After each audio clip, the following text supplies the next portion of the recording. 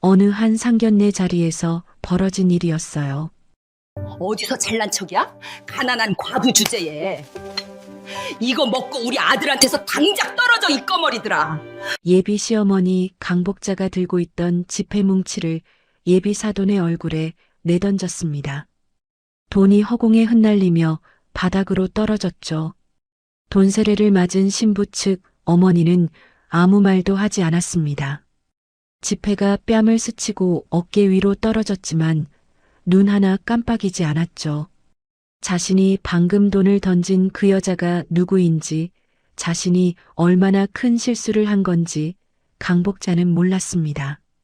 그리고 오늘 던진 그 지폐가 자신의 인생 전부를 앗아갈 거라는 것도요.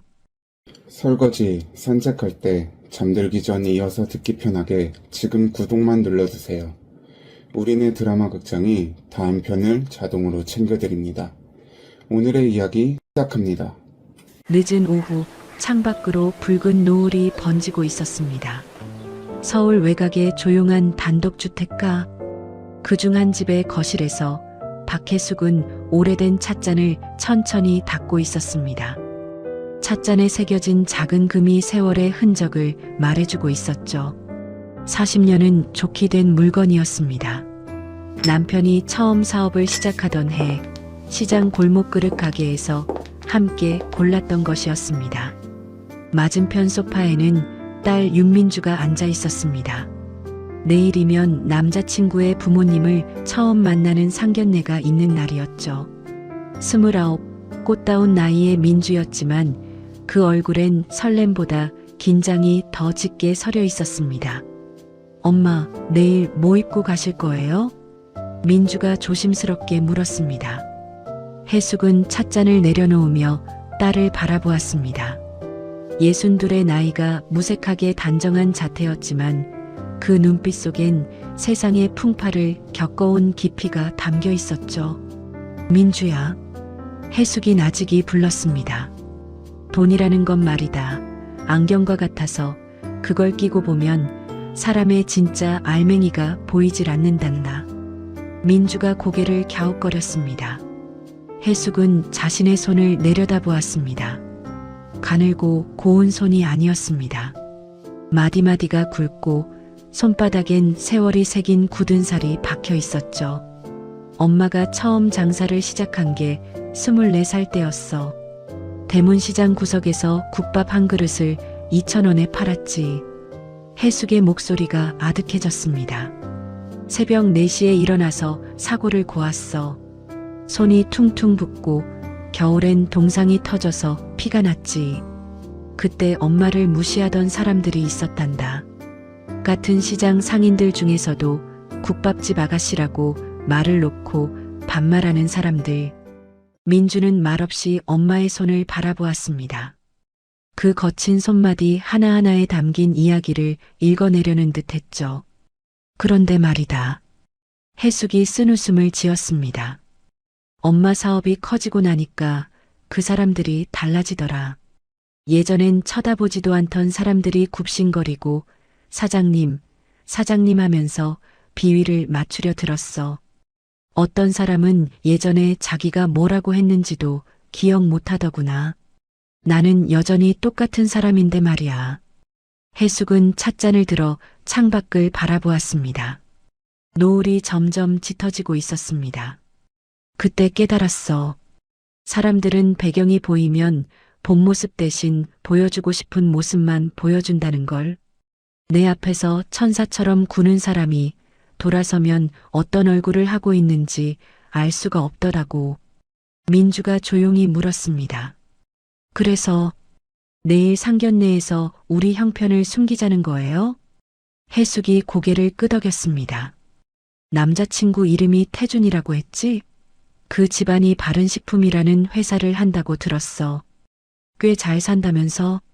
네, 식품 유통 쪽으로 사업이 크다고 했어요. 태준이는 거기서 실장으로 일하고 있고요. 혜숙은 천천히 고개를 저었습니다.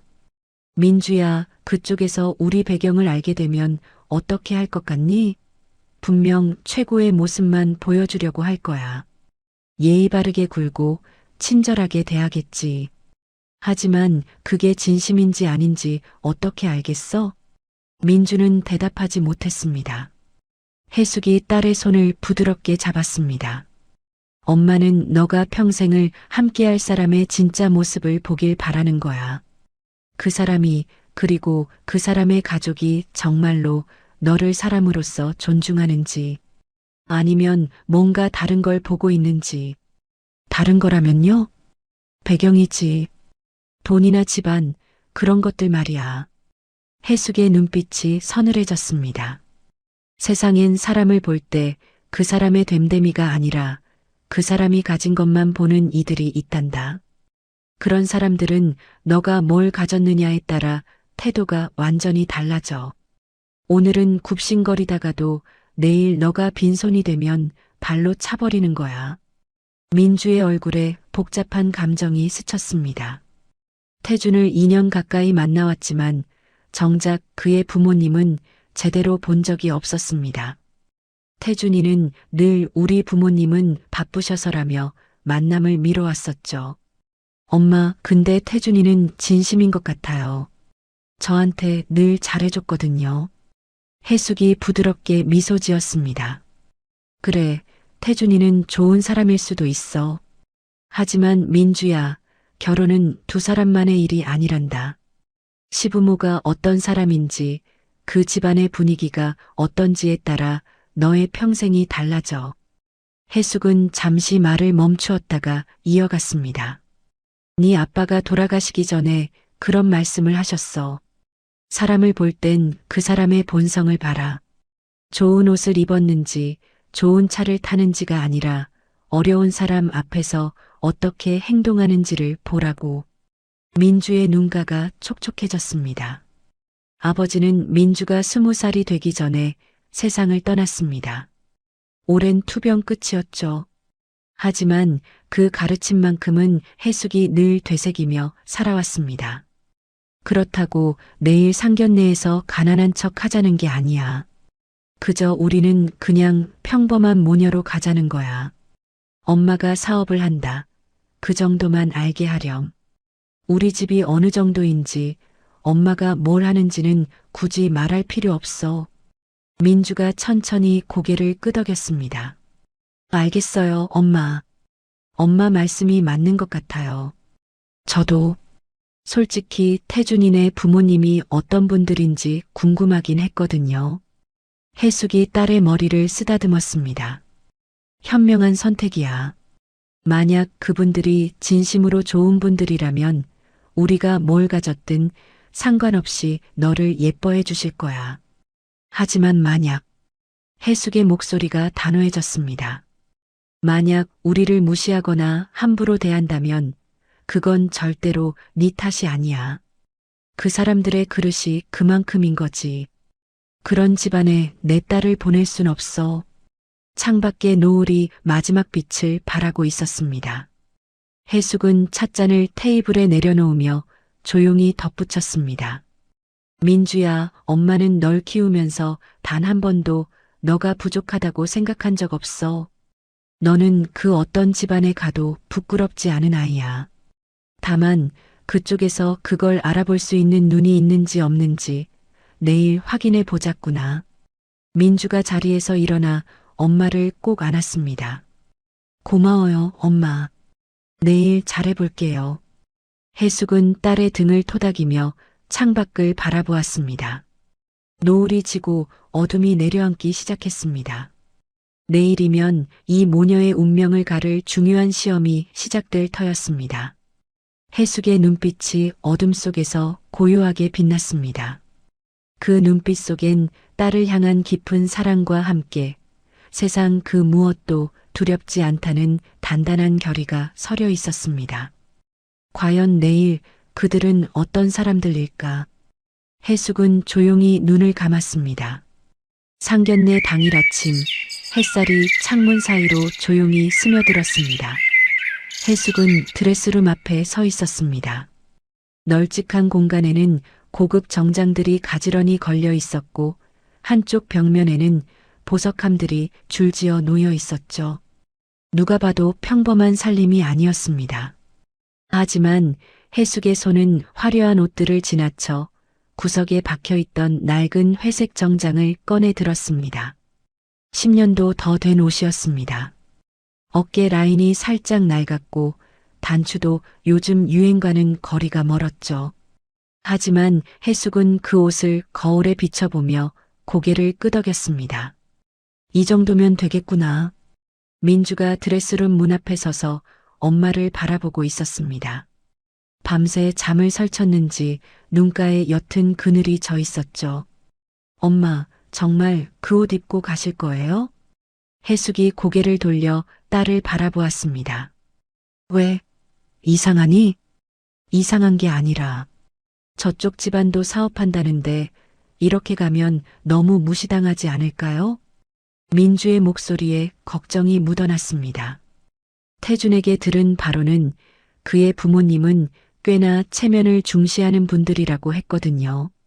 명품을 좋아하고 외제차를 몰며 사는 집도 고급 아파트라고 했습니다. 해숙은 보석함을 열었습니다.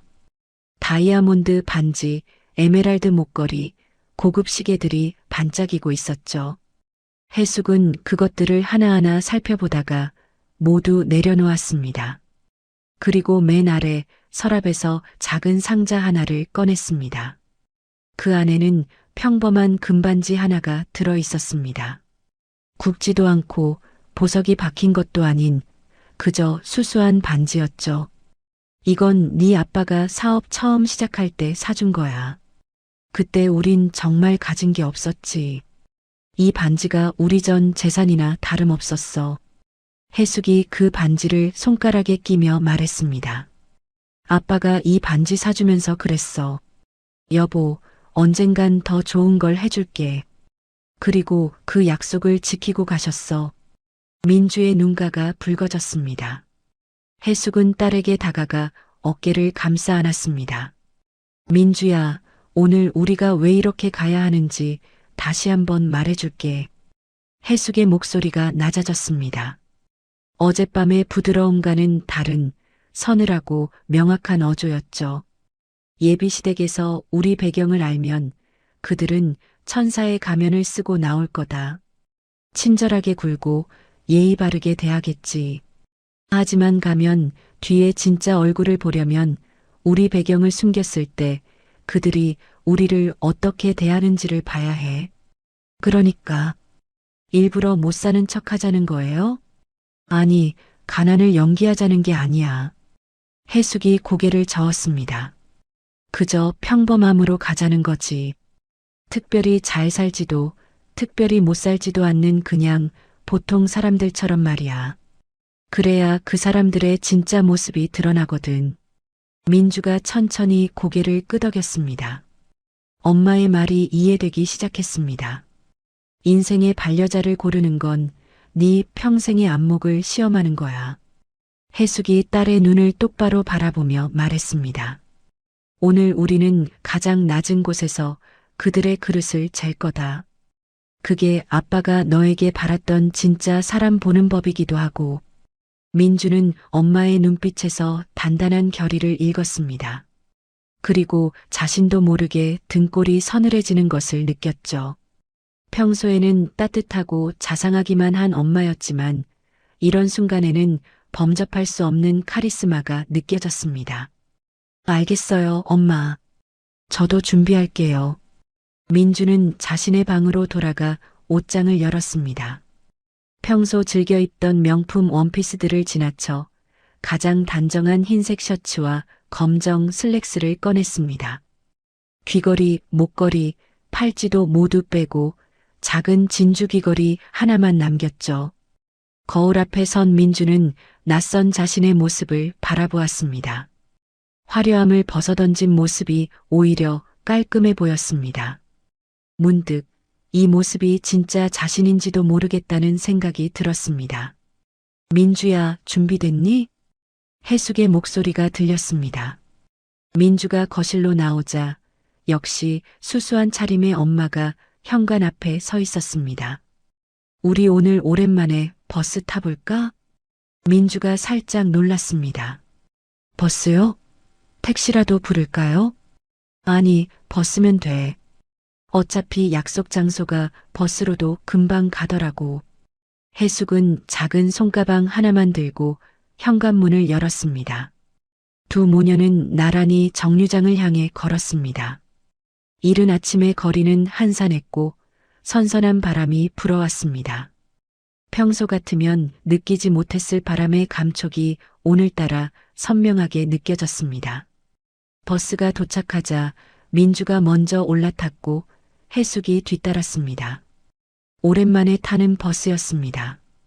해숙은 손잡이를 잡고 창밖을 바라보았습니다. 버스가 약속 장소로 달리기 시작했습니다. 창밖으로 고급 레스토랑과 명품 매장들이 스쳐 지나갔죠. 해숙은 흔들리는 버스 안에서 조용히 생각에 잠겼습니다. 민주의 새로운 가족분들이 좋은 분들이시기를. 민주도 창밖을 바라보고 있었습니다. 손에 쥔 휴대폰에는 태준에게서 온 메시지가 떠 있었죠. 민주야, 오늘 잘 부탁해. 우리 부모님이 좀 까다로우신 편이긴 한데 잘 될 거야. 까다롭다. 그 말이 마음에 걸렸습니다. 하지만 민주는 옆에 앉은 엄마의 단단한 옆모습을 바라보며 마음을 다잡았습니다. 엄마가 옳다고 했으니 분명 옳을 것이었습니다. 괜찮아. 엄마가 계시잖아. 버스가 목적지에 가까워지고 있었습니다. 창밖으로 고급 한정식 집의 간판이 보이기 시작했죠. 해숙은 조용히 자리에서 일어났습니다. 폭풍 전야의 고요함이 버스 안을 감싸고 있었습니다.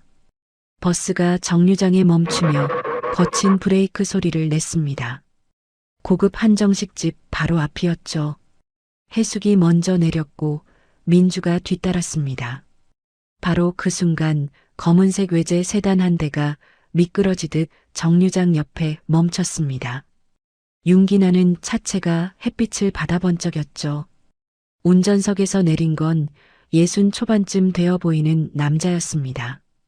민주의 예비 시아버지 김판수, 바른식품의 대표였습니다. 조수석에서는 화려하게 치장한 여자가 내렸습니다. 민주의 예비 시어머니 강복자. 금색 귀걸이가 햇빛에 번뜩였고 손목에는 굵직한 금팔찌가 여러 개 감겨 있었죠. 손가락마다 반지가 끼워져 있었고 목에는 커다란 보석 목걸이가 걸려 있었습니다. 뒷좌석에서는 32의 청년이 내렸습니다. 김태준, 민주의 남자친구였죠. 그는 민주를 보자마자 반갑게 손을 흔들었습니다. 민주야, 왔구나. 민주가 미소를 지으며 태준에게 다가가려는 순간 강복자의 날카로운 시선이 해숙을 훑었습니다. 위에서 아래로 마치 물건을 검수하듯 천천히요. 낡은 회색 정장, 수수한 손가방, 그리고 방금 전 버스에서 내리는 모습. 강복자의 입꼬리가 실룩거렸습니다. 어머, 버스 타고 오셨어요? 그 목소리에는 경멸이 묻어 있었습니다. 해숙은 담담하게 대답했습니다. 네, 날씨가 좋아서 걷고 싶었습니다. 강복자가 코웃음을 쳤습니다. 금장 귀걸이를 매만지며 남편 김판수에게 속삭이듯 말했죠. 하지만 그 목소리는 일부러 해숙에게 들리게 한 것이 분명했습니다. 여보, 우리 나이에 차도 없이 버스라니. 남 부끄럽네, 정말. 민주의 얼굴이 굳어졌습니다. 하지만 해숙이 딸의 손을 가볍게 잡아 진정시켰습니다. 김판수는 해숙의 얼굴을 유심히 바라보았습니다. 어딘가 낯익은 느낌이 들었거든요. 어디서 본 것 같은데. 그가 중얼거렸습니다. 하지만 그의 시선은 곧 해숙의 낡은 정장과 수수한 차림으로 옮겨갔습니다. 버스에서 내린 모습까지 떠올리자 김판수는 속으로 코웃음을 쳤죠. 설마 내가 헛것을 봤나 보지. 자기가 아는 사람이 버스를 타고 이런 평범한 차림으로 다닐 리가 없었으니까요. 그의 머릿속에서 해숙은 그저 가난한 예비 사돈으로 분류되었습니다. 에이, 아닌가 보네. 김판수가 손을 내저으며 말했습니다. 그리고는 해숙에게 시선조차 주지 않은 채 한정식 집을 향해 걸어갔죠.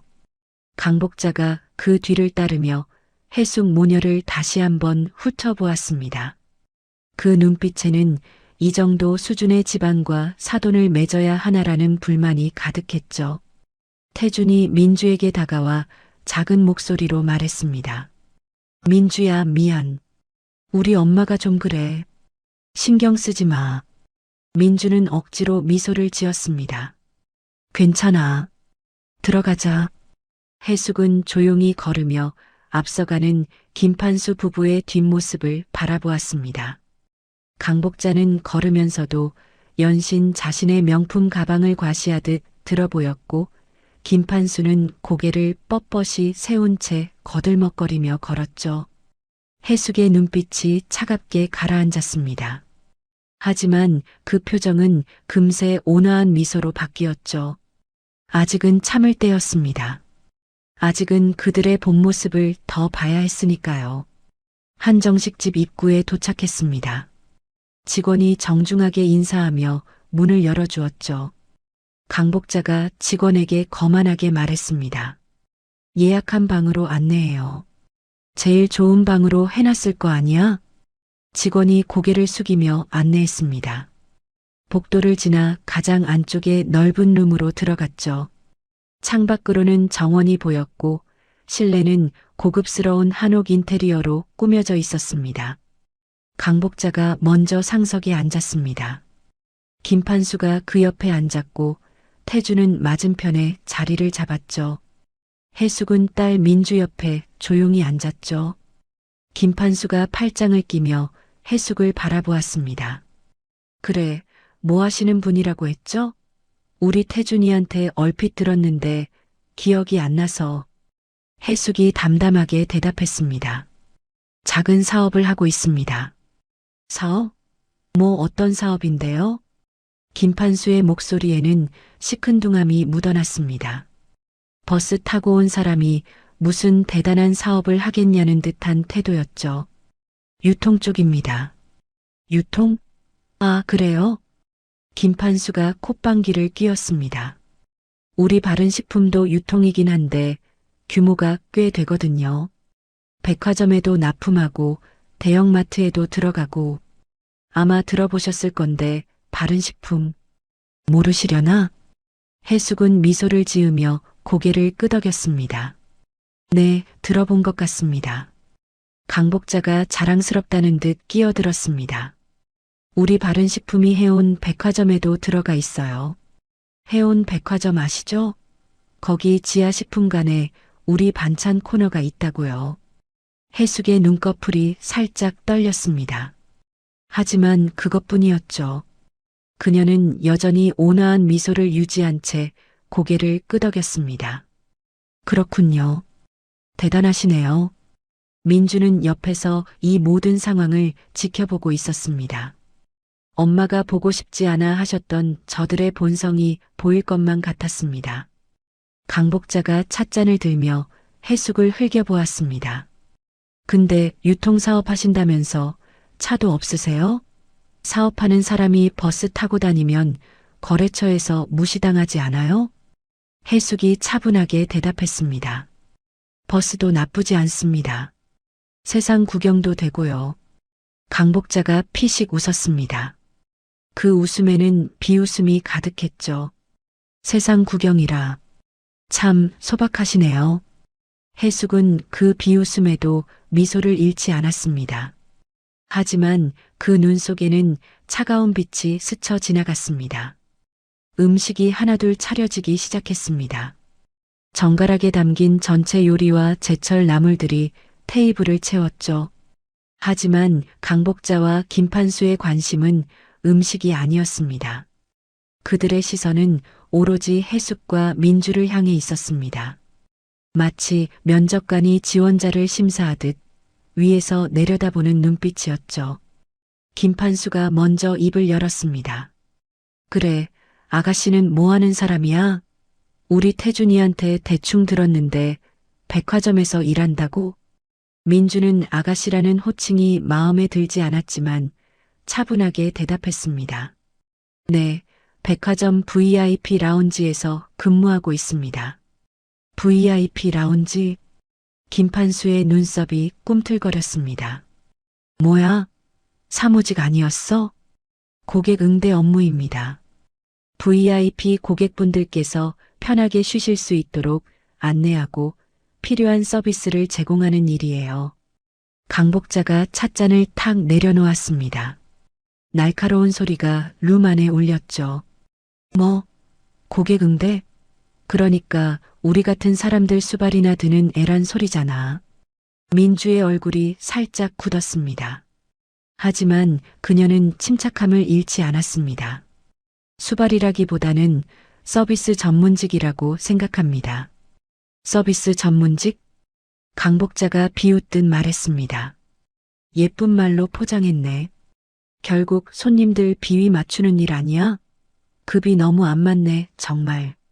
우리 태준이는 그렇게 좋은 대학 나와서 실장까지 달았는데 며느리감이 고작 수발드는 애라니 명문대 나왔다고 들었는데 그것도 거짓말 아니니?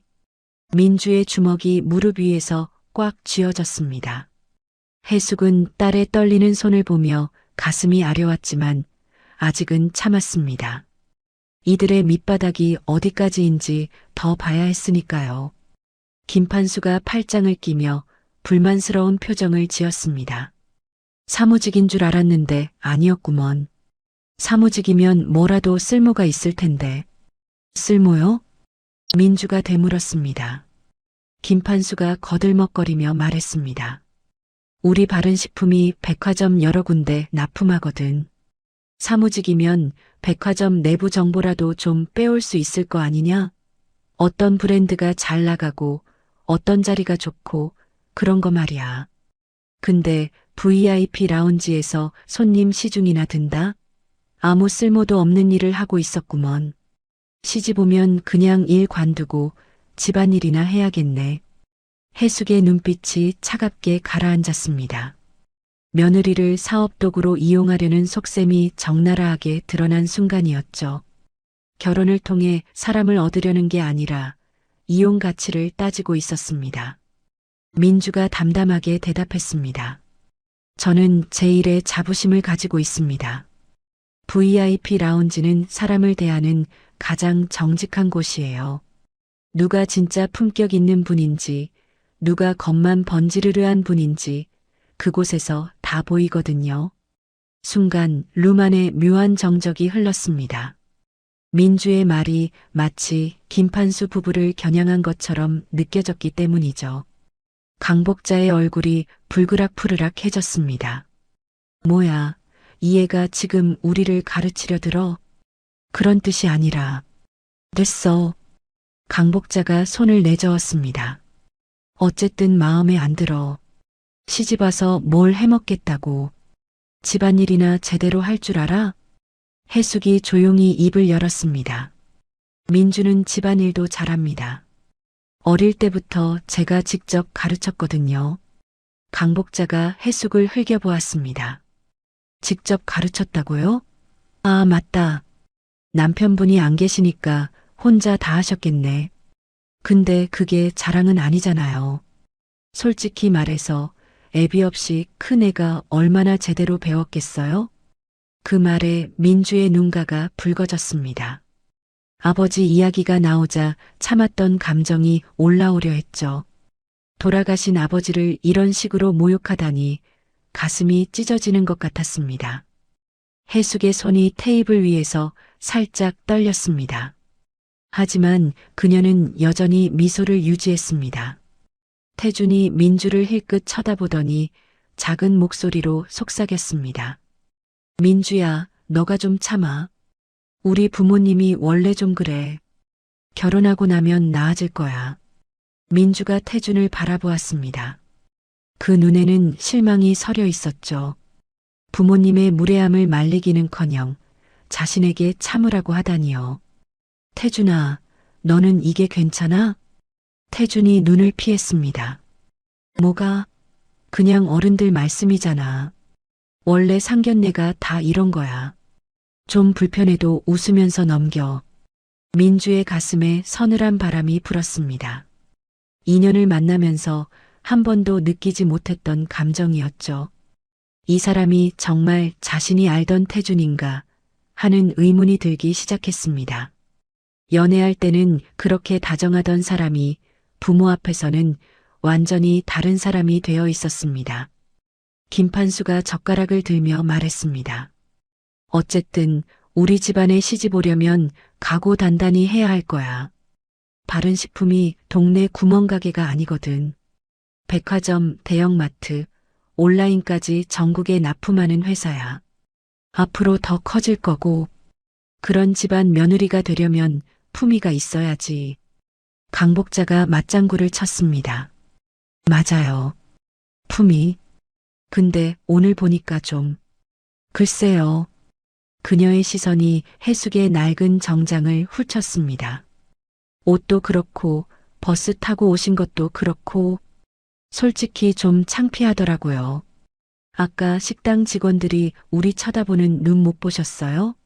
어머, 저 사람들 버스 타고 왔대 이러고 있었다고요. 해숙이 담담하게 대답했습니다. 그랬군요. 신경 써주셔서 감사합니다. 강복자가 코웃음을 쳤습니다. 감사는요. 앞으로는 좀 신경 쓰세요. 어디 가서 우리 사돈이라고 할까봐 걱정이네요. 민주가 더 이상 참지 못하고 입을 열었습니다. 저희 엄마한테 왜 그러세요? 옷이 낡았다고 사람을 무시하시는 거예요? 태준이 다급하게 민주의 팔을 잡았습니다. 민주야, 그만해. 어른들한테 대들면 어떡해. 대드는 게 아니라 너무하잖아. 그래도 참아. 나중에 내가 다 해결할게. 태준의 말에 민주는 입을 다물었습니다. 하지만 그 눈빛은 점점 식어가고 있었죠. 해숙은 이 모든 상황을 조용히 지켜보고 있었습니다. 태준이라는 남자의 본 모습이 드러나고 있었습니다. 부모의 무례함을 방관하는 것도 모자라 민주에게 참으라고 강요하는 비겁한 사람이었죠.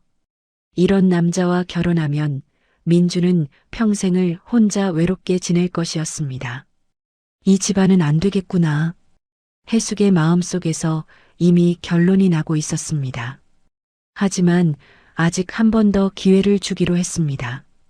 사람은 마지막 순간에 진짜 모습을 보여주는 법이니까요. 강복자가 가방에서 무언가를 꺼냈습니다. 고급스러운 봉투 하나였죠. 자, 본론으로 들어가죠. 예단 이야기를 해야겠네요. 그녀가 봉투를 테이블 위에 탁 올려놓았습니다.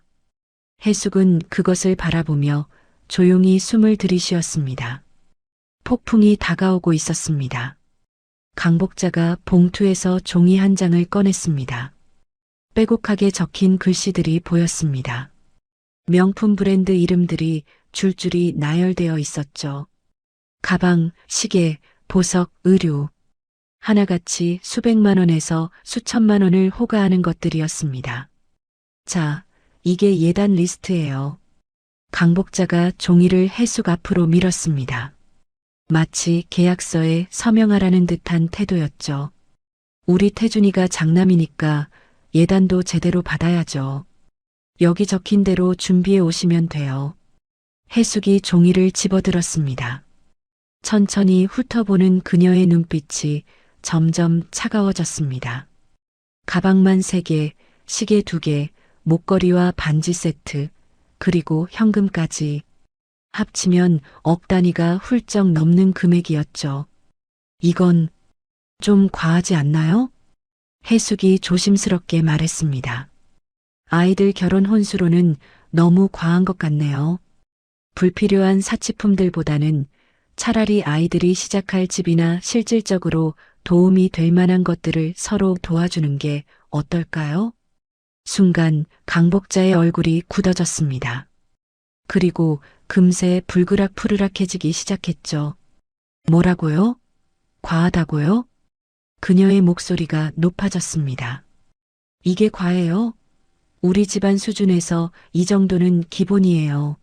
다른 집들은 이것보다 더 받아요. 해숙이 차분하게 대답했습니다.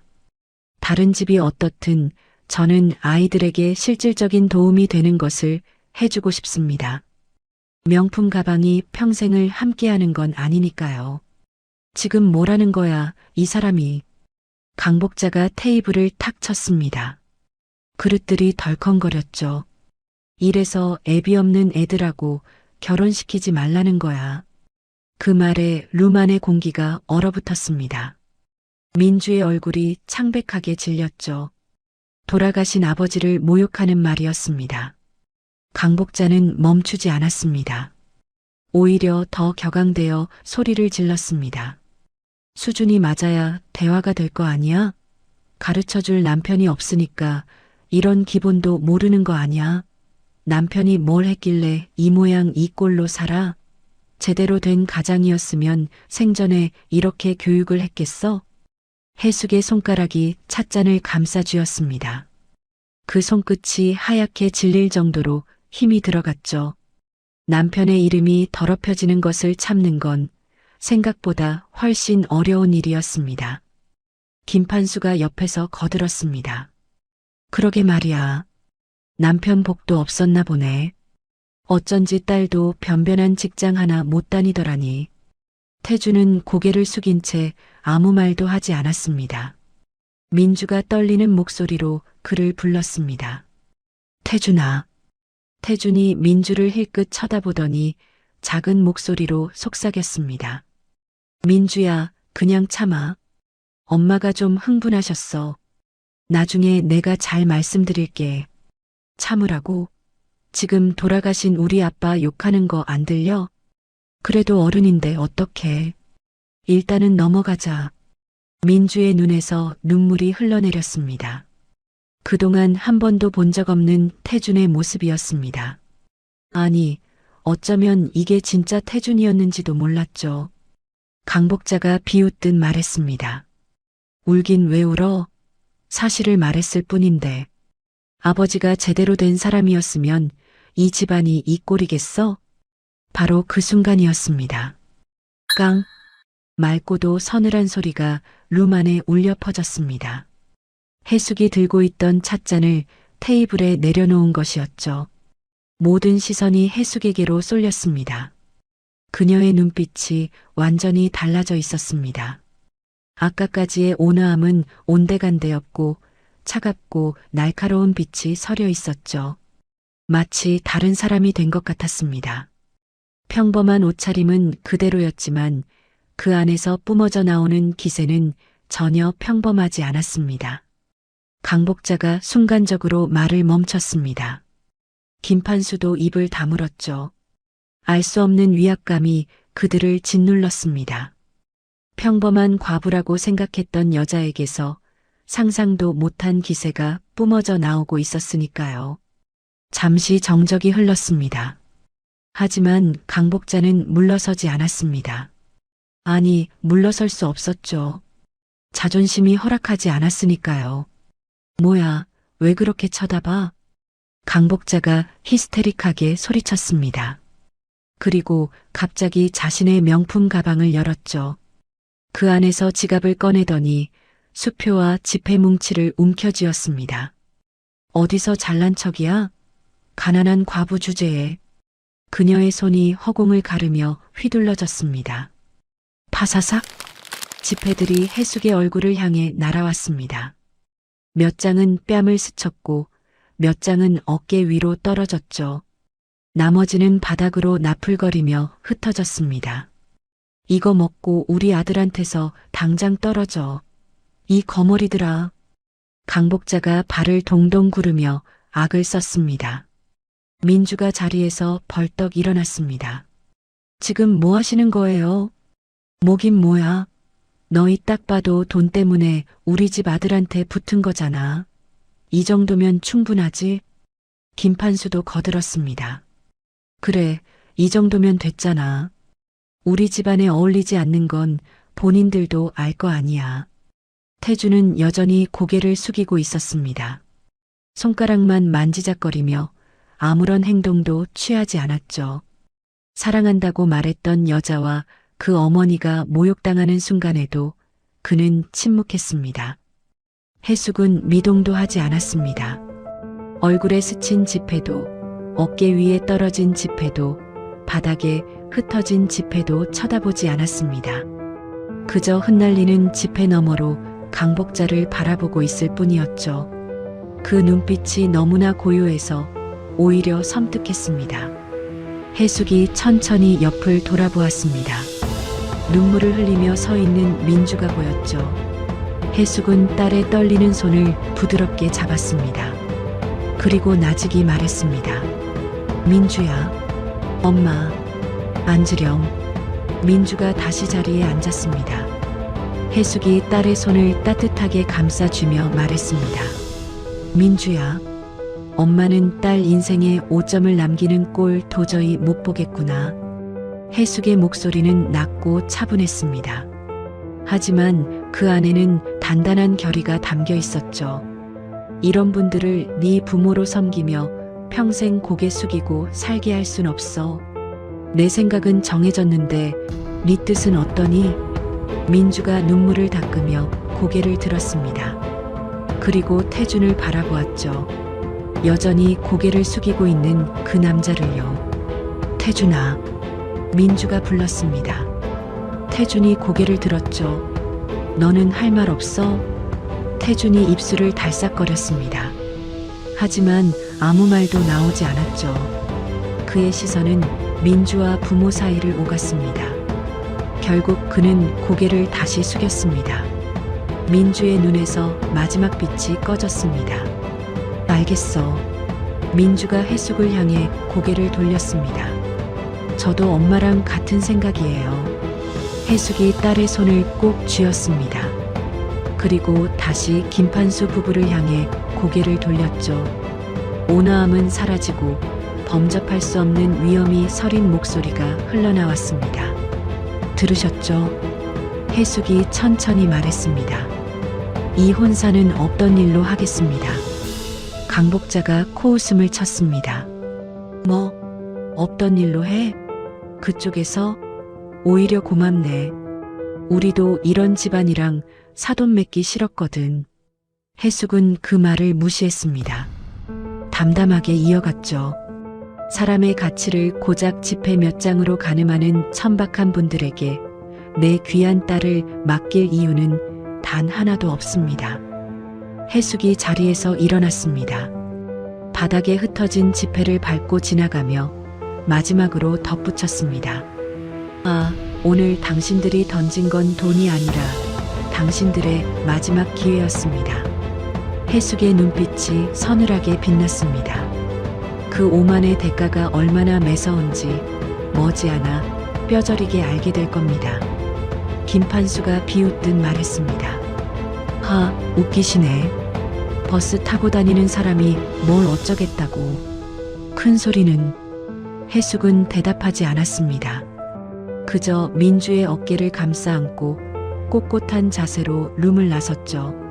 문이 닫히자 강복자가 킬킬 웃었습니다. 어머, 저것 봐. 가난한 게 죄는 아닌데 허세는 또 죽을 때까지 못 버리나 봐. 대가가 매섭다니 웃겨서 배꼽 빠지겠네. 김판수도 맞장구 쳤습니다. 그러게 별 미친 사람 다 보네. 됐어. 저 집안 아니어도 며느리감은 널렸으니까. 태주는 여전히 아무 말 없이 앉아 있었습니다. 고개를 숙인 채로요. 그들은 알지 못했습니다. 방금 자신들이 건드린 사람이 누구인지를, 그리고 곧 다가올 폭풍의 크기가 얼마나 거대한지를요. 한정식 집 밖으로 나온 해숙과 민주는 아까 내렸던 버스 정류장 앞에 섰습니다. 민주의 눈가에는 아직 눈물 자국이 남아 있었습니다. 해숙이 손수건을 꺼내 딸의 볼을 닦아주었죠. 민주야, 괜찮니? 네, 엄마. 괜찮아요. 오히려 속이 시원해요. 민주가 억지로 미소를 지었습니다. 하지만 그 미소 뒤에 서러움이 묻어 있다는 걸 해숙은 알고 있었죠. 미안하다, 민주야. 엄마가 더 일찍 끝냈어야 했는데. 아니에요, 엄마. 오히려 고마워요. 저 혼자였으면 어떻게 했을지. 민주의 목소리가 떨렸습니다. 해숙이 딸의 어깨를 감싸 안았죠. 이제 다 끝났어. 저런 사람들 신경 쓰지 마. 해숙은 민주를 달래며 낡은 가방을 열었습니다. 그 안에서 최신형 스마트폰 하나가 나왔죠. 겉보기엔 평범한 폰이었지만 그 안에 저장된 연락처는 평범하지 않았습니다. 해숙이 전화를 걸었습니다. 김비서. 그 순간 해숙의 목소리가 완전히 달라졌습니다. 조금 전까지 딸을 다독이던 따뜻한 엄마의 목소리가 아니었습니다. 낮고 차분하면서도 한치의 흔들림도 없는 목소리였죠. 마치 거대한 제국을 다스리는 통치자가 명령을 내리는 것 같았습니다. 정문 앞으로 차 대기시키세요. 지금 바로요. 전화를 끄는 해숙이 민주를 바라보았습니다. 민주야, 잠깐만 기다려. 네. 그때였습니다. 저 멀리서 검은색 차량들이 나타났습니다. 한 대가 아니었습니다. 2대, 3대, 4대. 검은색 세단과 리무진이 마치 행렬을 이루듯 도로를 달려왔죠. 차량들이 한정식 집 앞에 멈춰 섰습니다. 마치 도로를 통제하듯 정확하고 질서정연하게요. 선두 차량의 문이 열리고 검은 정장을 입은 남자들이 내렸습니다. 하나같이 단정한 수트 차림에 귀에는 이어폰이 꽂혀 있었죠. 그리고 그들은 해숙 앞에 90도로 허리를 숙였습니다. 회장님 모시러 왔습니다. 회장님. 그 단어가 울려 퍼지는 순간 주변의 시간이 멈춘 것 같았습니다. 한정식 집 앞을 지나던 행인들이 걸음을 멈추고 쳐다보았습니다. 대체 저 낡은 정장을 입은 여자가 누구기에 저렇게 많은 수행원들이 허리를 숙이는 걸까요? 리무진의 뒷문이 열렸습니다. 수행원 한 명이 공손하게 문을 잡고 서 있었죠. 해숙이 민주의 손을 잡았습니다. 타자, 민주야. 두 모녀가 리무진에 올랐습니다. 넓은 좌석, 고급스러운 내장재, 그리고 이미 대기하고 있던 중년 남자가 보였습니다. 김비서였죠. 회장님, 고생 많으셨습니다. 김비서가 고개를 숙이며 말했습니다. 해숙이 자리에 앉으며 옷 매무새를 만졌습니다. 그 순간 그녀의 분위기가 완전히 바뀌었습니다. 더 이상 상견례장에서 모욕을 참던 평범한 엄마가 아니었습니다. 대한민국 유통업계를 쥐고 흔드는 해온 그룹의 총수 박해숙 회장이었죠. 김비서. 네, 회장님. 바른식품. 알죠? 김비서가 고개를 끄덕였습니다. 식품 유통업체입니다. 저희 백화점 지하식품관에 반찬류를 납품하고 있는 걸로 알고 있습니다. 오늘부로 퇴출시키세요. 김비서의 눈이 살짝 커졌습니다. 하지만 곧 평정을 되찾았죠. 전 매장에서 말씀이십니까? 네. 해온 백화점 전 매장, 그리고 우리와 연결된 모든 유통망에서요. 하나도 빠짐없이. 알겠습니다. 즉시 처리하겠습니다. 해숙이 창밖을 바라보았습니다. 리무진이 출발하며 한정식 집이 점점 멀어지고 있었죠. 그리고 김비서. 네, 회장님. 그 회사, 그 집안. 밑바닥부터 천장까지, 먼지 하나까지 싹 다 훑으세요. 해숙의 눈빛이 차갑게 빛났습니다. 분명 뭔가 있을 겁니다. 유통기한 조작이든 하청업체 갑질이든 리베이트든 뭐든 찾아내세요.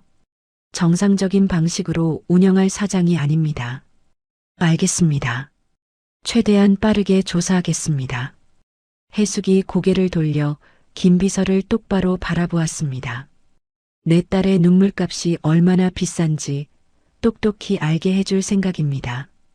김비서가 깊이 고개를 숙였습니다. 명심하겠습니다, 회장님. 민주는 옆에서 이 모든 상황을 지켜보고 있었습니다. 평소 알던 엄마와는 완전히 다른 모습이었죠. 저렇게 날카롭고 서슬퍼런 엄마는 처음 보았습니다. 엄마, 민주가 조심스럽게 불렀습니다. 해숙이 고개를 돌렸죠. 그 순간 차가운 눈빛이 순식간에 따뜻함으로 바뀌었습니다. 왜 민주야? 엄마 고마워요. 해숙이 부드럽게 웃었습니다. 대단한 것도 아닌데 뭐. 내 딸인데 당연하지. 민주의 눈에 눈물이 고였습니다. 엄마 미안해요. 저 때문에. 미안하긴. 너가 뭘 잘못했다고. 해숙이 딸의 머리를 쓰다듬었습니다. 민주야, 엄마가 오늘 왜 그렇게 참았는지 알지? 저 사람들의 진짜 모습을 보고 싶었기 때문이야. 그리고 이제 다 봤어. 더 볼 것도 없어. 해숙의 눈빛이 다시 서늘해졌습니다. 저런 사람들은 반드시 대가를 치러야 해. 그게 세상의 이치야. 다음 날 아침, 해온그룹 회장실에 김 비서가 두꺼운 서류 파일을 들고 들어왔습니다. 회장님, 바른식품 조사 결과입니다. 해숙이 서류를 받아 펼쳤습니다. 페이지를 넘길수록 그녀의 표정이 굳어졌죠. 유통기한 조작, 원산지 허위 표기, 하청업체 대금 체불, 납품 담당자에 대한 리베이트 제공, 위생관리 규정 위반. 한두 가지가 아니었습니다. 바른식품은 말 그대로 썩어 있었죠. 생각보다 심하군요. 해숙이 서류를 덮으며 말했습니다. 네. 지난 5년간의 거래 내역을 분석한 결과 위법 사항만 23건이 적발되었습니다. 특히 유통기한 조작은 형사 고발 대상입니다. 해숙이 자리에서 일어나 창밖을 바라보았습니다. 전 유통망 계약 해지 진행하세요. 그리고 손해배상 소송 준비하고요. 우리가 입은 피해, 소비자들이 입은 피해, 하나도 빠짐없이 청구하세요. 금액이 상당할 겁니다. 수십억 대가 될 수도 있습니다. 해숙이 뒤를 돌아보며 말했습니다. 상관없어요. 끝까지 가세요. 김 비서가 고개를 숙였습니다. 알겠습니다, 회장님. 해숙이 다시 창밖을 바라보았습니다. 저 멀리 서울의 스카이라인이 보였죠. 김 비서. 네, 회장님. 어제 그 사람들 나를 가난한 과부라고 했어요. 버스 타고 다니는 게 남부끄럽다고도 했고. 해숙의 입가에 차가운 미소가 번졌습니다. 이제 진짜 남부끄러운 게 뭔지 알려줄 차례예요. 창밖으로 햇빛이 쏟아지고 있었습니다. 하지만 그 빛 아래 바른식품을 향한 폭풍이 조용히 시작되고 있었습니다. 며칠 후 해온 백화점 본사 로비.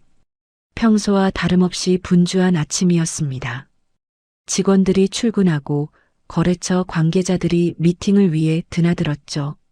넓은 로비 한가운데에는 해온그룹의 로고가 새겨진 조형물이 우뚝 서 있었습니다.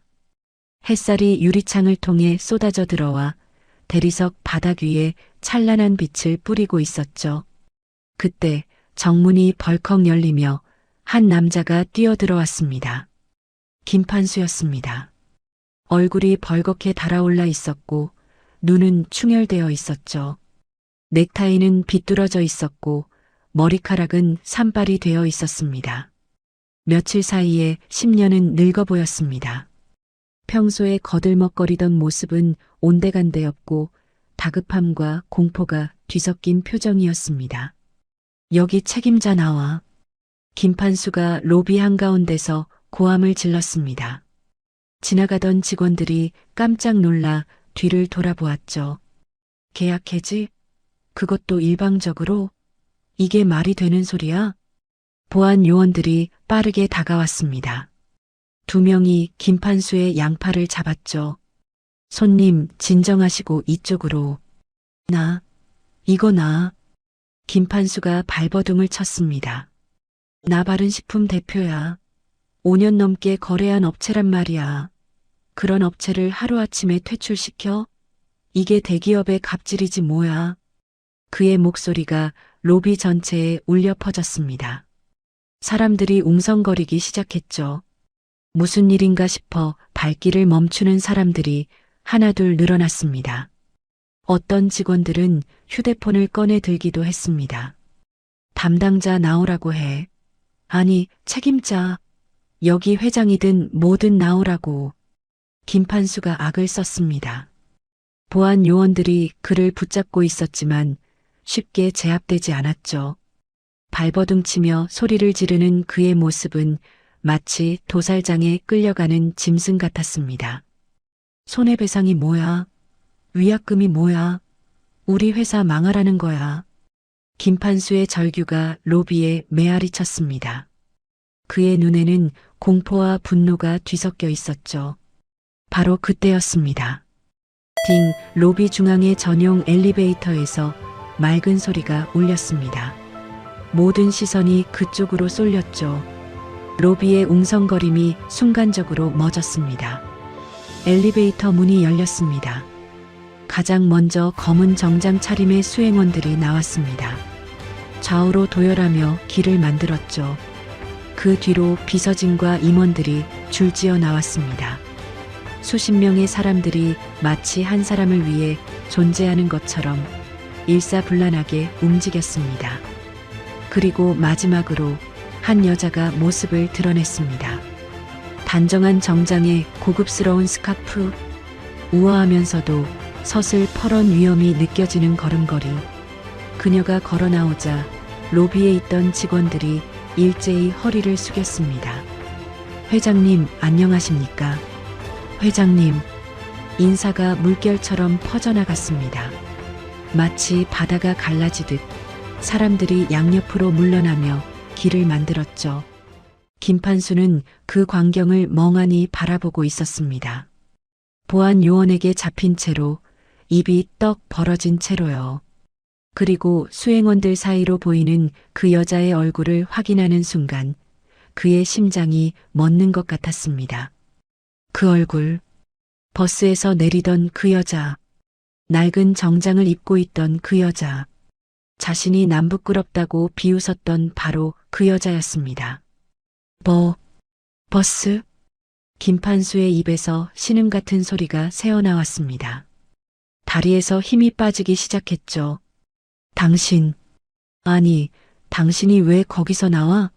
뭐야 이거? 해숙이 천천히 김판수 앞으로 걸어왔습니다. 구두굽이 대리석 바닥을 두드리는 소리가 또각또각 울렸죠. 수행원들이 자연스럽게 양옆으로 물러났습니다. 로비의 모든 시선이 두 사람에게 집중되어 있었습니다. 해숙이 김판수 앞에 멈춰 섰습니다. 그리고 그를 내려다보았습니다. 마치 벌레를 보는 것처럼 차갑고 무심한 눈빛으로요. 그 눈빛에는 분노도 증오도 없었습니다. 그저 한없는 냉담함만이 있었죠. 김판수 사장님, 해숙의 목소리가 낮게 울렸습니다. 조용했지만 로비 전체에 또렷하게 퍼졌죠. 우리 나이에 버스 타고 다니는 게 남부끄럽다고 하셨죠? 김판수의 얼굴이 하얗게 질렸습니다. 입술이 파들파들 떨리기 시작했죠.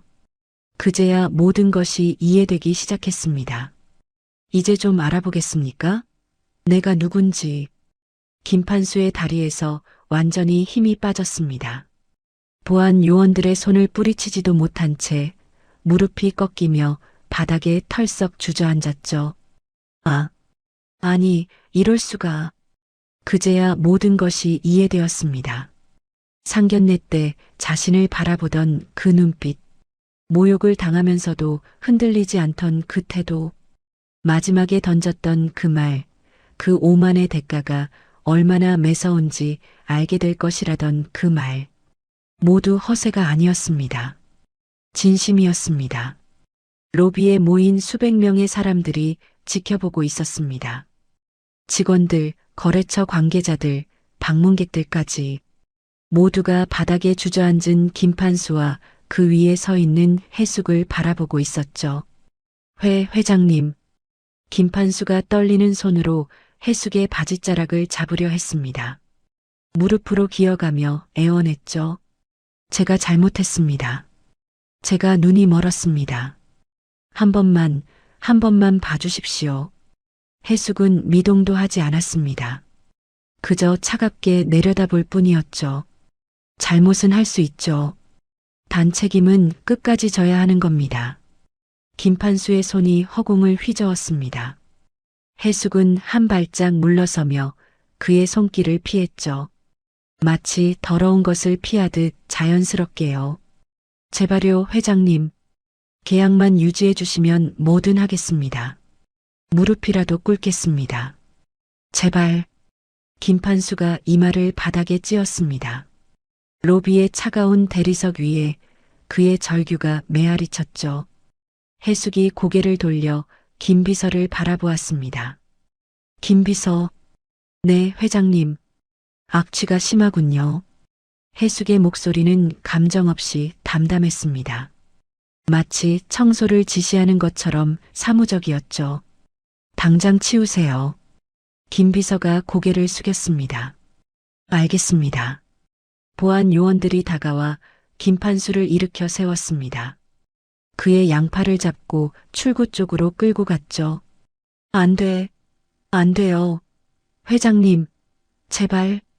김판수의 절규가 로비에 울려 퍼졌습니다. 하지만 해숙은 뒤도 돌아보지 않았습니다. 그저 원래 가던 길을 향해 걸어갈 뿐이었죠. 로비를 가로질러 걸어가는 해숙의 뒷모습을 직원들이 경외하는 눈빛으로 바라보았습니다. 수행원들이 뒤따랐고 임원들이 그 뒤를 따랐죠. 그녀가 지나간 자리에는 고요함만이 남았습니다. 정문 밖으로 끌려나간 김판수는 계단에 내팽개쳐졌습니다. 그는 한동안 일어나지 못하고 바닥에 엎드려 있었습니다. 무릎이 까지고 손바닥에서 피가 났지만 그런 건 느껴지지도 않았죠. 지나가던 사람들이 수군거리며 그를 쳐다보았습니다. 누군가 휴대폰을 꺼내 영상을 찍기도 했죠. 김판수는 천천히 고개를 들어 해온 백화점 본사 건물을 올려다보았습니다. 저 높은 곳 어딘가에 자신을 벌레 취급했던 그 여자가 있었습니다. 어떻게 이럴 수가. 그의 눈에서 눈물이 흘러내렸습니다. 분노인지 후회인지 두려움인지 알 수 없는 눈물이었죠. 하지만 한 가지는 분명했습니다. 그날 상견례에서 복자가 던진 지폐가 이제 거대한 쓰나미가 되어 자신들을 덮치고 있다는 것을요. 그리고 이것은 아직 시작에 불과했습니다. 김판수의 집, 고급 아파트인 이곳에는 이제 암울한 기운만이 감돌고 있었습니다. 거실 테이블 위에는 압류 통지서와 내용 증명들이 어지럽게 널려 있었죠. 창밖의 햇살조차 이 집에는 닿지 않는 것 같았습니다. 김판수가 소파에 앉아 머리를 쥐어뜯고 있었습니다. 옆에는 아들 태준이 불안한 표정으로 서 있었죠. 아버지, 진짜 방법이 없는 거예요? 조용히 해. 생각 좀 하자고. 김판수가 소리를 버럭 질렀습니다. 그의 얼굴은 며칠째 잠을 못 잔 흔적이 역력했죠. 눈 밑에는 검은 그늘이 짙게 내려앉아 있었습니다. 손해배상 소송, 위약금 청구, 형사고발 예고. 사방에서 압박이 쏟아지고 있었습니다. 거래처들은 하나둘 등을 돌렸고 은행은 대출금 회수를 통보해 왔죠. 바른식품은 숨통이 조여오고 있었습니다. 그때 강복자가 거실로 들어왔습니다. 여보, 이거 봐. 우리 집 압류 또 들어온대. 그녀의 손에는 법원 문서가 들려 있었습니다. 얼굴이 하얗게 질려 있었죠. 김판수가 이를 악물었습니다. 그 여자, 그 버스 타던 여자가 회장이라니. 어떻게 해? 어떻게 하냐고. 강복자가 히스테릭하게 소리쳤습니다. 김판수의 눈이 번뜩였습니다. 궁지에 몰린 짐승 같은 눈빛이었죠. 방법이 하나 있어. 뭔데? 해온 백화점 식품위생이 엉망이라고 소문을 내는 거야. 벌레가 나왔다. 상한 음식을 팔았다. 이런 식으로 소문만 퍼지면 회장 이미지에 타격이 클 거야. 그때 협상 테이블로 끌어내서 계약 유지 조건 걸고 합의하는 거지. 태준이 고개를 저었습니다. 아버지, 그건 범죄 아니에요? 범죄? 저쪽에서 먼저 우리한테 이런 짓을 했어. 우리가 당하고만 있을 순 없어. 다음날 오후 해온 백화점 지하식품관은 평소처럼 붐비고 있었습니다. 신선한 식재료와 반찬류를 사려는 손님들로 통로가 가득했죠. 그 틈에 모자를 푹 눌러 쓴 두 남자가 섞여 있었습니다. 김판수와 태준이었습니다. 평소와 달리 허름한 옷차림에 마스크까지 쓰고 있었죠. 주변을 두리번거리는 모습이 어딘가 수상해 보였습니다. 김판수가 주머니에서 작은 비닐봉지를 꺼냈습니다. 그 안에는 미리 준비해 온 벌레들이 들어 있었죠. 태준아, 저기 반찬 코너 가서 뚜껑 열 때 슬쩍 넣어. 내가 소리 지를 테니까. 태준이 떨리는 손으로 봉지를 받았습니다. 아버지, 정말 이래도 되는 거예요? 잡히면 어떡해요? 안 잡혀. 금방 끝나. 어서 해. 태준은 마지못해 반찬 코너로 다가갔습니다. 심장이 쿵쾅거렸죠. 진열된 반찬들 사이에서 시식용 접시를 집어들었습니다. 그리고 주변을 살피며 봉지에서 벌레 몇 마리를 꺼내 반찬 위에 올렸습니다. 천장에 달린 CCTV의 붉은 불빛이 깜빡였습니다. 하지만 긴장한 태준은 그것을 눈치채지 못했죠. 됐어요, 아버지. 태준이 슬쩍 물러났습니다. 김판수가 반찬 코너로 성큼성큼 다가갔죠. 이게 뭐야? 김판수가 갑자기 고함을 질렀습니다. 여기 벌레가 나왔어. 이딴 걸 파는 백화점이 다 있어. 그의 목소리가 식품관 전체에 울려 퍼졌습니다. 지나가던 손님들이 깜짝 놀라 뒤를 돌아보았죠. 벌레요? 어디요? 저기 봐요. 반찬에 벌레가 우글거려. 손님들이 몰려들기 시작했습니다. 어머, 진짜네. 이 백화점 위생이 이 모양이야? 불매 운동해야 하는 거 아니야? 웅성거림이 점점 커졌습니다. 김판수의 입가에 음흉한 미소가 번졌습니다. 계획대로였죠. 바로 그때였습니다. 식품관 한쪽 벽면에 설치된 대형 LED 전광판이 갑자기 켜졌습니다. 평소에는 광고가 나오던 화면이었죠. 하지만 지금 그 화면에 나오는 건 광고가 아니었습니다. CCTV 영상이었습니다. 화면 속에서 모자를 눌러 쓴 남자가 주머니에서 봉지를 꺼내고 있었습니다. 그리고 반찬 위에 무언가를 올려놓는 장면이 선명하게 찍혀 있었죠. 저거. 누군가 화면을 가리키며 말했습니다. 방금 저 남자 아니야? 벌레 넣는 거잖아. 순간 모든 시선이 김판수와 태준에게 쏠렸습니다. 김판수의 얼굴이 사색이 되었습니다. 화면에는 자신과 아들의 범행 장면이 생생하게 재생되고 있었죠. 봉지를 꺼내는 손동작, 벌레를 올려놓는 순간, 주변을 살피는 눈빛까지 하나도 빠짐없이 찍혀 있었습니다. 움직이지 마십시오. 보안 요원들이 사방에서 판수와 태준을 에워쌌습니다. 이건 함정이야. 김판수가 발버둥을 쳤지만 이미 늦었습니다. 바로 그때 식품관 입구에서 웅성거림이 시작되었습니다. 사람들이 양옆으로 갈라지며 길을 만들었죠. 해숙이었습니다. 단정한 정장 차림에 서늘한 눈빛, 수행원들이 뒤따르고 있었죠. 그녀가 걸어오자 주변의 공기가 얼어붙는 것 같았습니다. 해숙이 김판수 앞에 멈춰섰습니다. 김판수 사장님. 해숙의 목소리가 차갑게 울렸습니다. 쥐가 고양이를 물려하다니. 제 무덤을 스스로 파셨군요. 김판수의 얼굴이 일그러졌습니다. 이건 함정이야. 당신이 일부러. 함정이요? 우리 백화점 CCTV는 24시간 작동합니다. 당신들이 들어올 때부터 지켜보고 있었어요. 해숙이 고개를 저었습니다. 사람은 변하지 않는군요. 끝까지 바닥을 선택하시다니. 그때 식품관 입구에서 비명소리가 들렸습니다. 우리 남편 나, 내 아들 나. 강복자였습니다. 남편과 아들이 잡혀갔다는 소식을 듣고 달려온 것이었죠. 그녀는 보안 요원들을 밀치며 뛰어들어왔습니다. 이게 무슨 짓이야? 강복자가 바닥에 드러누웠습니다. 팔다리를 버둥거리며 악을 썼죠. 폭행이야. 폭행? 경찰 불러. 하지만 주변 사람들은 냉담한 눈빛으로 그녀를 바라볼 뿐이었습니다. 전광판에는 여전히 CCTV 영상이 반복 재생되고 있었으니까요. 해숙이 강복자를 내려다보았습니다. 강복자 씨, 가난한 과부한테 돈 던지시던 그 위세는 어디 갔습니까? 강복자의 눈에 공포가 가득 찼습니다.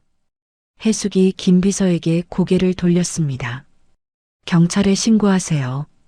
식품위의 행위, 업무 방해죄로 고발합니다. 그리고 이 영상 모든 언론사에 배포하세요. 알겠습니다, 회장님. 보안 요원들이 김판수와 태준을 끌고 갔습니다. 강복자도 바닥에서 일으켜 세워져 함께 끌려갔죠. 이거 나 누군 줄 알아? 강복자의 절규가 식품관에 메아리 쳤습니다. 하지만 이제 그 절규에 귀 기울이는 사람은 아무도 없었습니다. 해숙은 그들이 사라지는 것을 지켜보다가 조용히 중얼거렸습니다. 이걸로 끝이군요. 그날 저녁 김판수 일가의 범행 영상은 모든 뉴스에 보도되었습니다. 바른식품의 이름은 완전히 땅에 떨어졌고 업계에서 영원히 제명되었죠. 그들이 자신의 손으로 판 무덤에 스스로 들어간 것이었습니다. 해온그룹 회장실. 김비서가 서류를 들고 들어왔습니다. 회장님, 바른식품건 최종 정리되었습니다. 해숙이 창밖을 바라보며 물었습니다. 결과가 어떻게 됐나요? 최종 부도 처리되었습니다. 모든 자산 압류 들어갔고 김판수 일가는 주거지에서도 퇴거 조치 예정입니다. 월세방조차 구하지 못하고 있다고 합니다. 김비서가 담담하게 보고했습니다. 식품위의 행위와 업무 방해죄로 기소되어 재판 중이고 손해배상 소송까지 진행되면서 재기는 사실상 불가능합니다. 해숙이 고개를 끄덕였습니다. 그렇군요. 같은 시각 강남의 한 아파트 앞 법원 집행관들이 현관문을 두드리고 있었습니다. 김판수 가족이 살던 고급 아파트였죠. 압류 집행합니다. 문 열어주세요. 잠시 후 문이 열렸습니다. 강복자가 눈이 퉁퉁 부은 채 서 있었죠. 안 돼요. 이 집은 안 돼. 강복자가 문틀을 붙잡고 버텼습니다. 하지만 집행관들은 냉정하게 그녀를 밀어냈죠. 퇴거 명령 나왔습니다. 짐 싸서 나가셔야 합니다. 여기가 우리 집이야. 30년을 산 집이라고. 강복자가 악을 썼습니다. 하지만 아무 소용이 없었죠. 집행관들이 집 안으로 들어가 압류 딱지를 붙이기 시작했습니다.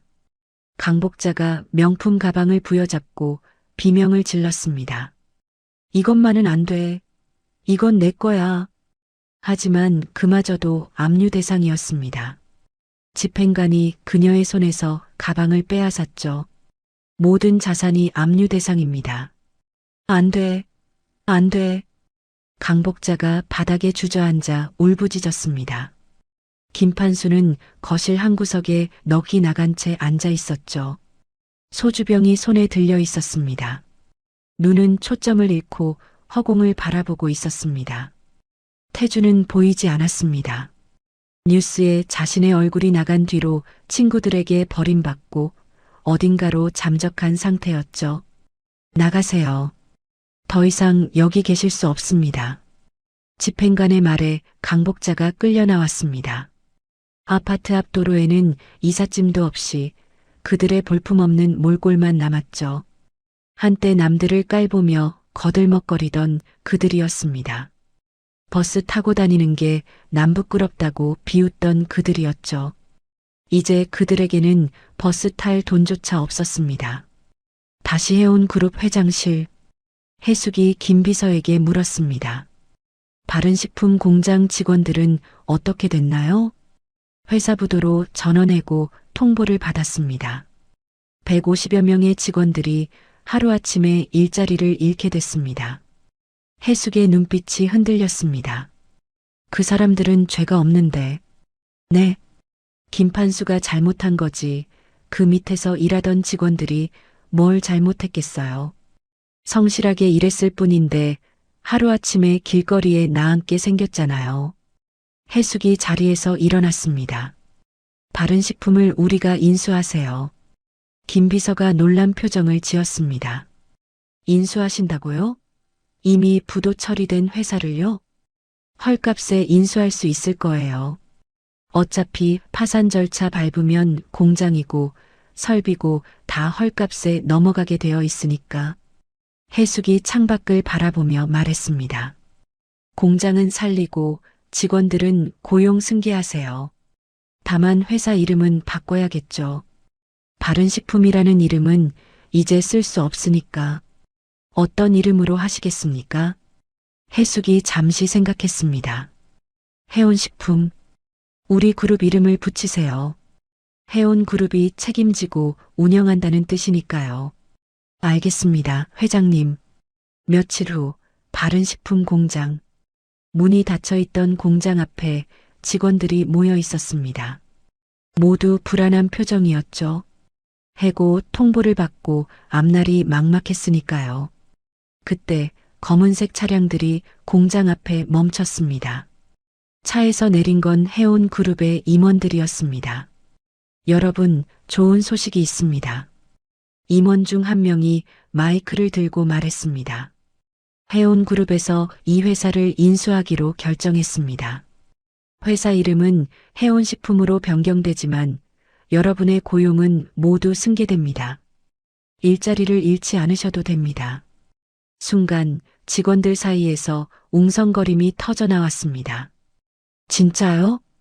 해고 안 당하는 거예요? 해온그룹이요? 대기업이잖아. 믿기지 않는다는 표정들이었습니다. 곧 여기저기서 환호성이 터졌죠. 어떤 이들은 눈물을 흘리기도 했습니다. 감사합니다. 감사합니다. 중년의 여직원 한 명이 무릎을 꿇으려 했습니다. 임원이 황급히 부축했죠. 아닙니다. 회장님께서 여러분의 일자리를 지켜야 한다고 하셨습니다. 여러분은 아무 잘못이 없으시니까요. 공장 앞은 금세 축제 분위기가 되었습니다. 직원들이 서로 얼싸안으며 기뻐했죠. 같은 시각 서울 외곽의 허름한 골목. 김판수가 계단에 앉아 소주를 마시고 있었습니다. 눈은 풀려 있었고 옷은 며칠째 갈아입지 않은 것 같았죠. 어떻게 이렇게 됐지? 그의 손에 들린 휴대폰에는 뉴스 기사가 떠 있었습니다. 해온그룹, 부도난 바른식품 인수, 직원 전원 고용 승계. 김판수는 그 기사를 멍하니 바라보았습니다. 자신이 차린 회사를 자신을 망하게 한 여자가 인수했습니다. 그리고 자신이 함부로 대했던 직원들의 일자리를 지켜주었죠. 김판수의 입에서 허탈한 웃음이 새어나왔습니다. 웃음인지 울음인지 알 수 없는 소리였죠. 강복자는 멀찍이 떨어진 곳에서 바닥에 주저앉아 있었습니다. 한때 그녀의 손목을 감쌌던 금팔찌도 손가락마다 끼워져 있던 반지도 모두 사라졌죠.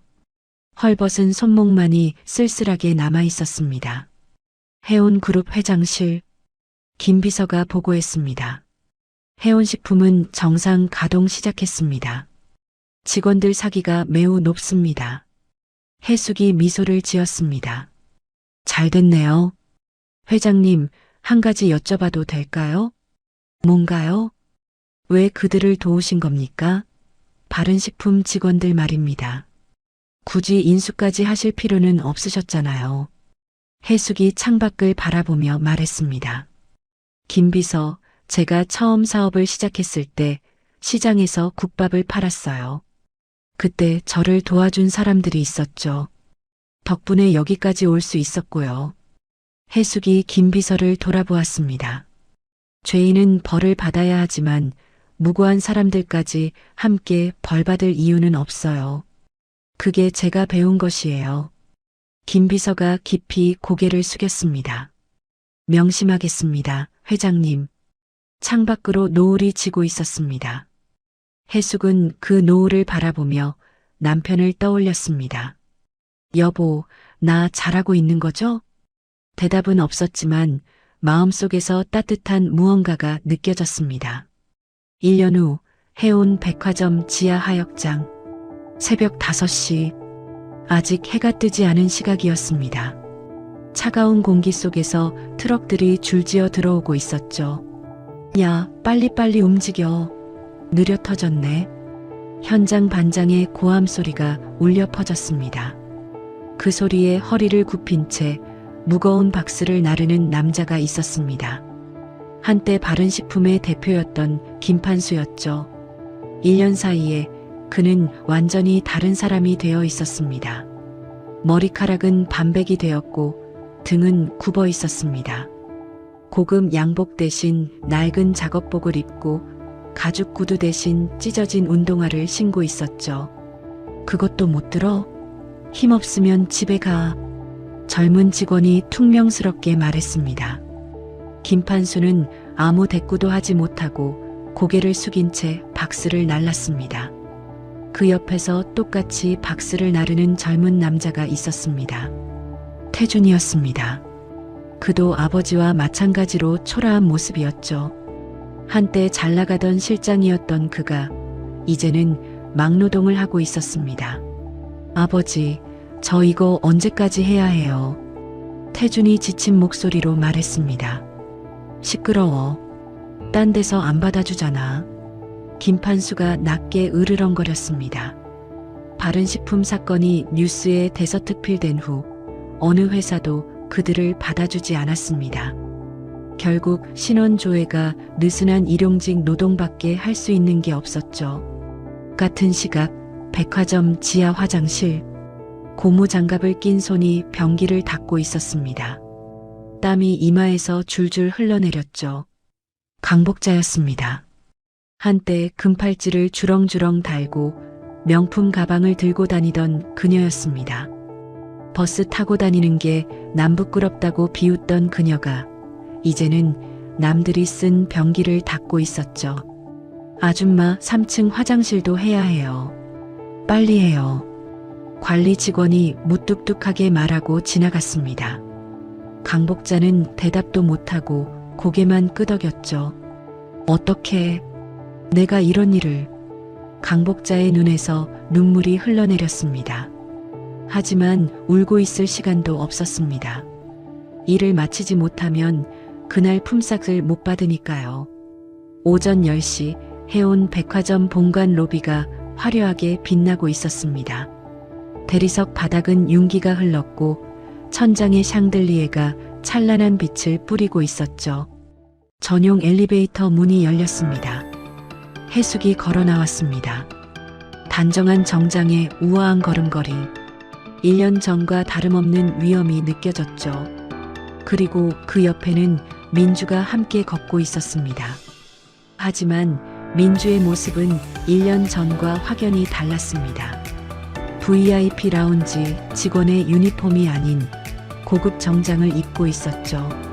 가슴에는 해온그룹 전무 윤민주라는 명찰이 달려 있었습니다. 회장님, 전무님, 안녕하십니까? 직원들이 일제히 인사했습니다. 민주가 미소를 지으며 고개를 끄덕였죠. 민주야, 신규 매장 입점권은 어떻게 됐니? 해숙이 걸으며 물었습니다. 네, 엄마. 어제 최종 계약 완료했어요. 다음 달부터 운영 시작합니다.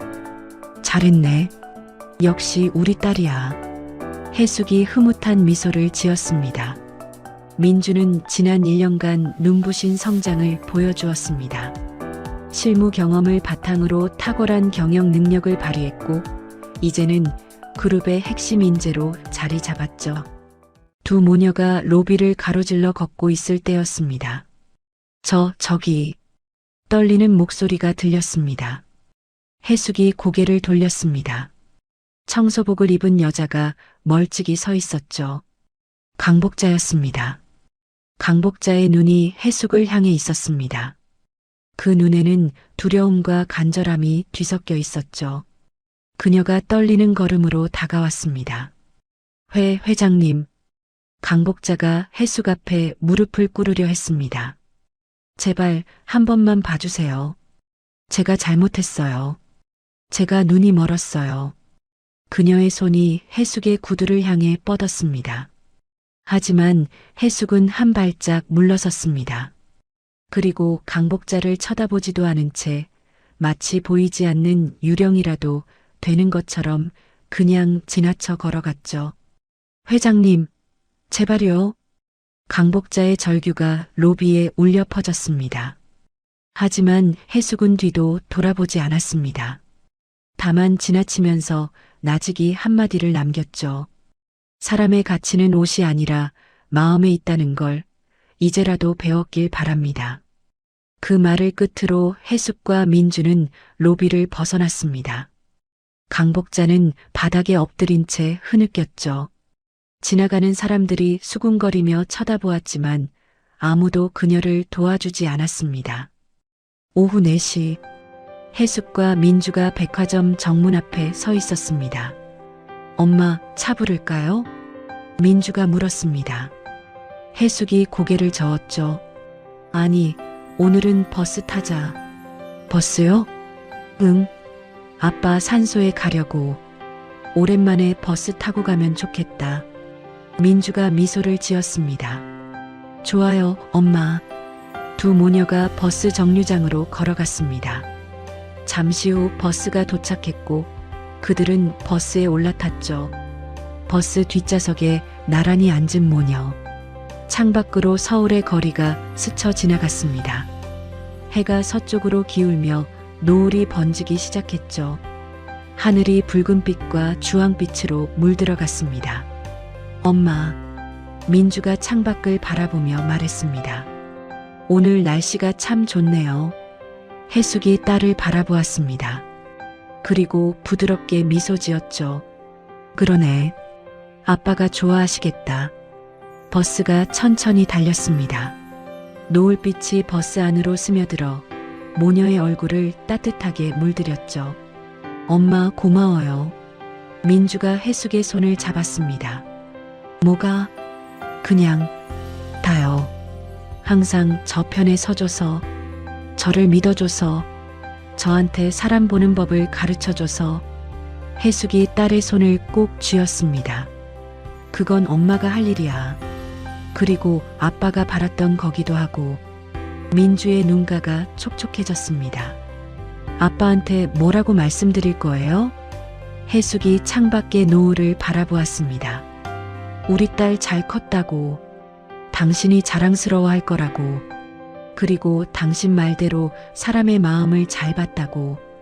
버스가 도시를 벗어나 한적한 길로 접어들었습니다. 창밖으로 푸른 산이 보이기 시작했죠. 해숙은 문득 1년 전 상견례 날을 떠올렸습니다. 그날도 이렇게 버스를 타고 갔었죠. 낡은 정장을 입고 평범한 모녀로 가장한 채로요. 하지만 오늘은 달랐습니다. 오늘은 그저 평화로운 하루였습니다. 사랑하는 딸과 함께 그리운 남편을 만나러 가는 길이었죠. 엄마, 응? 나중에 저도 엄마처럼 될 수 있을까요? 해숙이 딸을 바라보았습니다. 넌 이미 엄마보다 나아. 훨씬 나아. 민주가 환하게 웃었습니다. 버스가 언덕을 올라갔습니다. 노을이 점점 짙어지고 있었죠. 하늘 전체가 붉은 물감을 풀어놓은 것처럼 아름다웠습니다. 해숙은 창밖을 바라보며 생각했습니다. 돈은 안경과 같아서 사람의 진짜 알맹이가 보이지 않게 만든다고 했었죠. 하지만 그 안경을 벗겨내면 진짜 모습이 드러납니다. 좋은 모습이든 나쁜 모습이든요. 그리고 결국 사람은 자신의 무늬대로 살게 됩니다. 선한 무늬를 가진 사람은 선하게, 악한 무늬를 가진 사람은 그에 맞는 대가를 치르게 되죠. 그것이 세상의 이치였습니다. 버스가 묘지 입구에 멈췄습니다. 해숙과 민주가 내렸죠. 노을빛 아래 두 모녀가 나란히 언덕을 올라갔습니다. 손을 잡고 천천히요. 하늘에서는 따뜻한 빛이 쏟아지고 있었습니다. 여러분, 오늘 이야기 어떠셨나요? 저는 이번 이야기를 준비하면서 한 가지 생각이 계속 맴돌았습니다. 그 사람의 진짜 모습은 언제 드러날까? 해숙 회장님이 일부러 낡은 옷을 입고 버스를 타고 간 이유, 여러분도 이해가 되실 거예요. 돈이나 지위라는 안경을 씌워놓으면 상대방의 진짜 속마음이 보이지 않으니까요. 상견례 자리에서 시댁 식구들이 보여준 모습, 정말 속이 뒤집어지죠? 버스 탔다고 무시하고, 직업 비하하고, 돌아가신 남편까지 모욕하고, 심지어 돈을 얼굴에 던지기까지 했잖아요. 하지만 결국 어떻게 됐습니까? 그렇게 잘난 척하던 사람들이 1년 뒤에는 번기답고 박수나르고 있었죠. 세상은 돌고 도는 겁니다. 오늘 내가 누군가를 함부로 대하면 내일은 내가 그 자리에 설 수도 있어요. 여러분, 사람은 결국 뿌린 대로 거둡니다. 선한 씨앗을 뿌린 분들께는 반드시 좋은 일이 돌아올 거예요. 그리고 힘든 일을 겪는 가족, 지인들에게 한 번쯤은 힘이 되어주고 싶었던 분들, 혹은 도움을 받고 싶었던 분들에게 이번 이야기가 작은 위로를 전달드렸기를 바랍니다.